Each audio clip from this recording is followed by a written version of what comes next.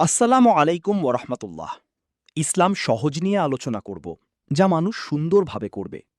ইসলামে ৫টি ভিত্তি: ঈমান, সালাত, সিয়াম, জাকাত, হজ।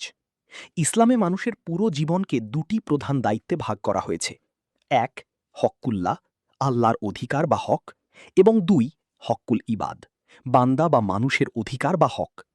ইসলামে কেবল আল্লাহর ইবাদত করলেই মুক্তি পাওয়া যাবে না, যদি না মানুষের সাথে আচরণ ভালো হয়। আবার মানুষের উপকার করলেও লাভ হবে না, যদি আল্লাহর প্রতি বিশ্বাস ও দায়িত্ব ঠিক না থাকে। মানুষের হকের নৈতিকতার মূল সৌন্দর্য হল, তুমি নিজের জন্য যা পছন্দ করো, অন্যের জন্যেও ঠিক তাই পছন্দ করো। পরকালে মুক্তি বা নাজাত পাওয়ার জন্য প্রথম ২টি স্তর, মুসলিম এবং মুমিন, থাকা একেবারেই বাধ্যতামূলক। ইসলামে ২টা উৎসব আছে: ১ ঈদুল ফিতর, ২ ঈদুল আজহা।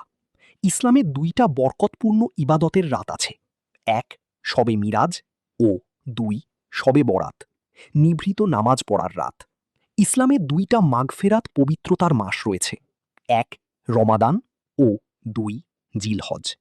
ইসলামে তাকদীর কল্যাণে ১০ দিন আছে: ইত্তেকাফ ও লাইলাতুল কদর রাতের অনুসন্ধান সপ্তাহ। উম্মতে মোহাম্মদীর সাপ্তাহিক উৎসবের দিন আছে শুক্রবার।